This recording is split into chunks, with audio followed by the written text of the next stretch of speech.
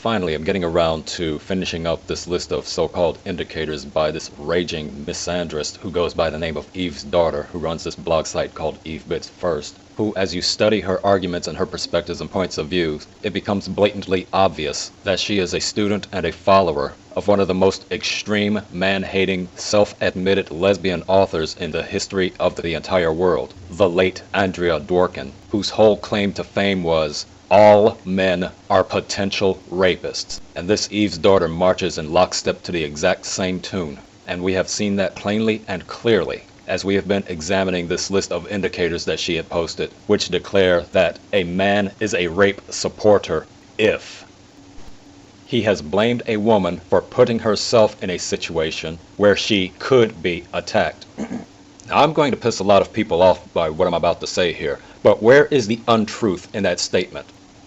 Of all the property crimes, I despise car thieves the worst. I cannot stand a car thief. So naturally, my whole attitude is nobody should steal anybody's car, period. However, just because nobody should steal your car does not mean that you do not take precautions to prevent your car from ever getting stolen. Because the simple fact of the matter is, that's the world we live in. We live in a world where people steal cars, period. And the most intelligent thing to do as a result of living in a world where people steal cars is to not put your car or leave your car in any sort of a situation where it will entice someone to steal your car. For example, if you drive a classic Mustang convertible with the top down and you're rolling through the quote-unquote bad part of town, and you decide to pull into one of the convenience stores in that neighborhood, jump out, leave the keys in the ignition with the motor running, because all you're going to do is just run in and out for a big bottle of Dr. Pepper and a pack of Marlboro Lights and maybe a Slim Jim. You're just going to be in and out. Then given all those factors, you're absolutely correct. Nobody should steal your car. But if everything that you've done has given clear indication that you don't value your prized possession to where you won't take just a little bit of time to, at the very least, turn off the ignition and take the keys with you, then I'm sorry.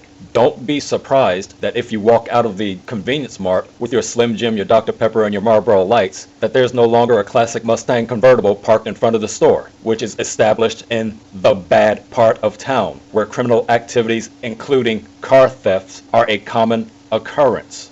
That's the whole concept behind the bait car initiative. Even where there's a situation where the car's sitting there with the doors unlocked and the keys in the ignition, the dictates of society says nobody should enter that vehicle and drive off in that car. But just because they shouldn't doesn't mean that they're not going to. But even then, certain people are not going to think about the bitter consequences, and they're just going to take advantage of the situation. So when you have a female who dresses a certain way or behaves a certain way or a certain manner, is in a certain area at a certain time of the day or night, hanging around a certain group of people or a certain type of people, and is giving off all sorts of signals, and then something criminal happens to you as a result of all those factors, even though nobody should victimize you, the logical question is still raised: why would you insist in putting yourself in a situation where such a thing is quite likely to take place? Whose fault would it have been if you find yourself the victim of such a sexual attack? Yes, ultimately, it is the fault of the attacker, who should not have attacked you for any reason whatsoever. But had you carried yourself in a different way, avoided certain places, and not have associated with certain people, then it's very likely that such an assault would have never taken place in the beginning. You ever have this happen? This is how confusing it is. Like a guy be out, this happens to a lot of guys. You be out at a club, and a girl walks by, and man, she looks good. She looks good. Not good in that classical way. I mean, you know, I'm talking good like she got half her ass hanging out her skirt. Her titties are all mashed together, popping out the top of her turtleneck and shit. And you with your buddies, right? You with your buddies, you got a couple drinks in you, and you see a girl like this, you might try to talk to her. This might not come out right. I don't know what you say, but damn, look at them titties! Right? The girl gets mad at you. Oh, wait a minute. Just because I'm dressed this way does not make me a whore. Which is true. Gentlemen, that is true. Just because they dress a certain way doesn't mean they are a certain way. Don't ever forget it. But ladies, you must understand that that is fucking confusing. Now that would be like me walking around the streets in a cop uniform. Somebody might run up on me. Officer, help us. Come on, they're over here. Help us! Oh, just because I'm dressed this way does not make me a police officer. You understand what I'm saying? It's like, all right, lady, fine. You are not a whore. But you are wearing a whore's uniform, I'll tell you that shit right now. It's just like the illustration I used about trying to pet the tiger in the zoo cage. The tiger shouldn't rip your arm out of its socket when you go up to try to pet it. But knowing that tigers have that tendency, why would you want to put yourself in a situation which makes it enticing for the tiger to rip your arm out of your torso? This next one I really want to get into because this shows you the height and the level and the degree of this pretentious evil sow's disingenuousness and dishonesty. She says, he has accused a rape victim of having, quote, buyer's remorse, unquote, or wanting to get money from the man. Years ago, the FBI began noticing something curious in their data as it related to crimes of various types.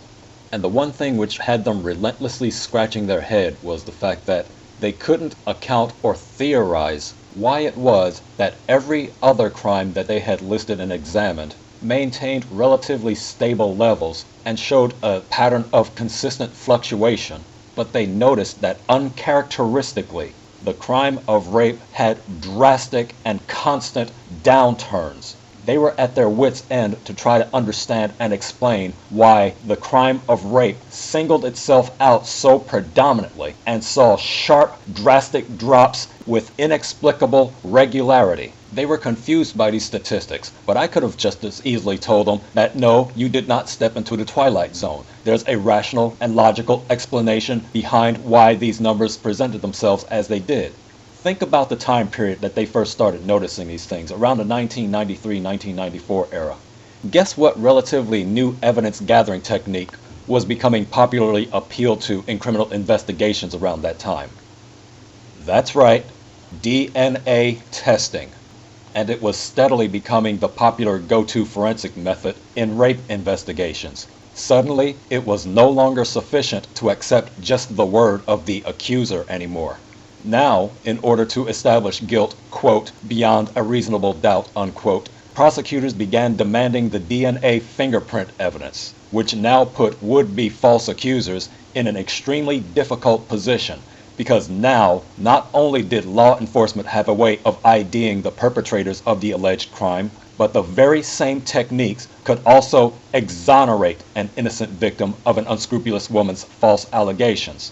That's why we began to see the sharp, drastic drops in reported rapes, because now it was no longer a matter of her word versus his word. Now it was no longer sufficient to recruit a friend to put ligature marks on your wrists or to repeatedly punch yourself in the face in order to establish a bruising pattern which could be used to fabricate signs of struggle.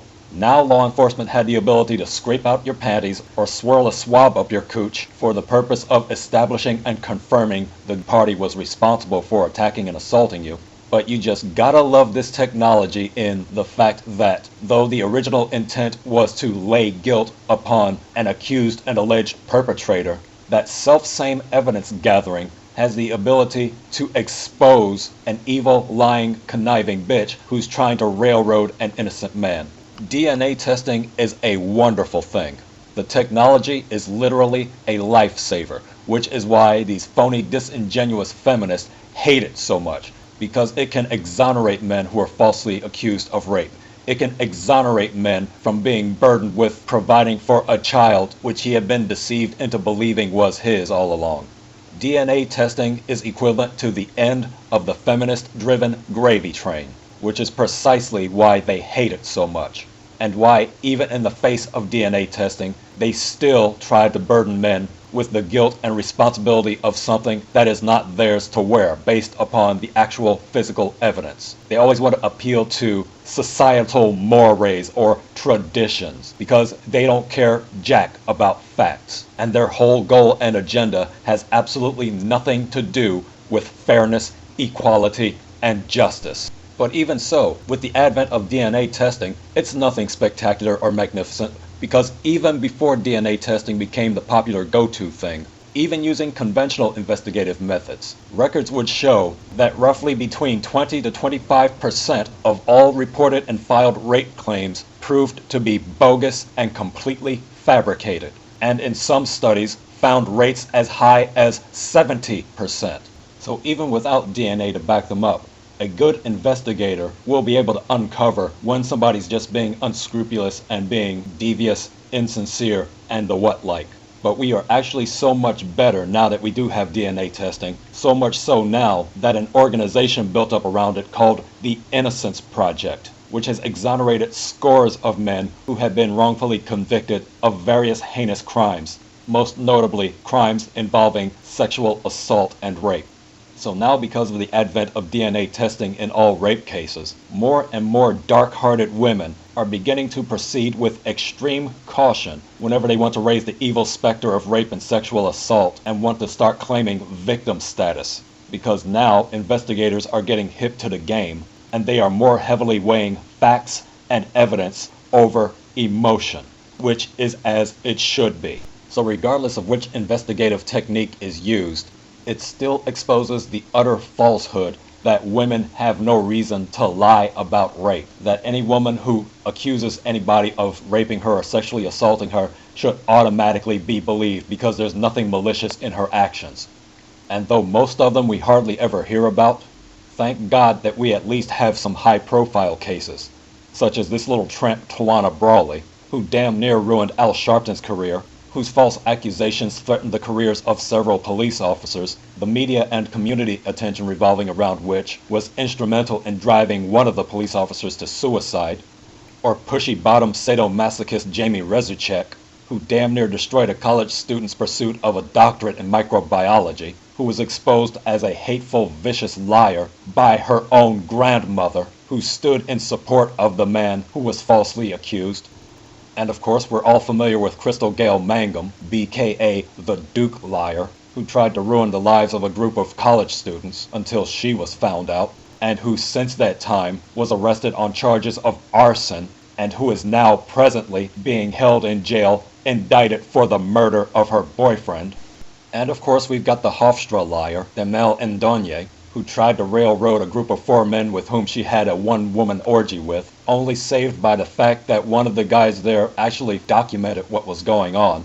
And even after this witch was exposed, and the evidence backed these men up that saved their hides, they were invited to tell their story in front of a very unsympathetic TV talk show audience. Again, despite the evidence, despite the case being dropped against them.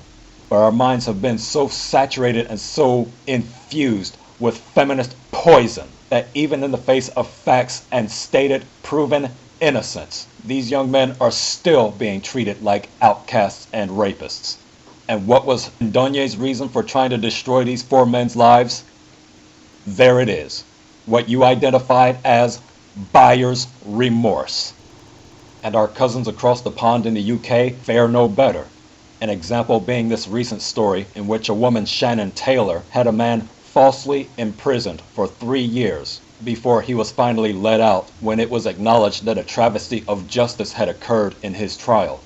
And this case was instrumental in leading to the public identification of false accusers in the UK. So unlike Jamie Rezuchek, who was allowed to get away with her evil deeds under the sheltered blanket of a misapplication of what we refer to as rape shield laws, the UK is getting extremely tired of giving blanket protection to false accusers who keep flying out of the woodwork. And it's becoming such a problem in the UK that many false accusers are actually receiving jail time for misusing and abusing the justice system. And these are some concepts which the United States of America would do very well to imitate and pattern their own system after. It's time to radically overhaul the so-called rape shield laws and hold false accusers 100% accountable without prejudice. Final installment in the days to come. Talented 10th.